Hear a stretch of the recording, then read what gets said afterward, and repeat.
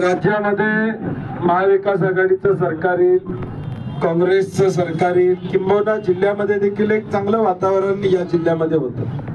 ठीक आहे, निवडणुकीमध्ये यश अपयश या सगळ्या गोष्टीला आपल्याला सामोरं जावं लागतं. गेले महिना झाला गेले 5 वर्ष आपणही लोकांच्या मध्ये काम करतोय. ठीक आहे, आता जो निर्णय झालाय, लोकांनी जो निर्णय दिलाय, फक्त कोल्हापुरात दिलेला नाही, महाराष्ट्रामध्ये हा निर्णय झालेला. त्याचे अनेक कारण आहेत, त्या कारणाचा आपण अभ्यास करूया. शेवटी राजकारण हे अविरत चालणारी प्रक्रिया आणि त्यामुळं आज 2 पावलं मागे आलं म्हणजे पुढे 4 पावलं जाता येत नाही असं होईल.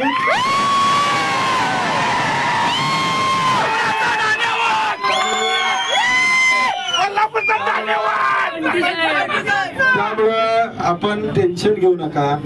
आता ठीक आहे, विरोधक मुद्दाम उचकवायचा प्रयत्न करतील, मुद्दाम आपल्या ऑफिस समोरनं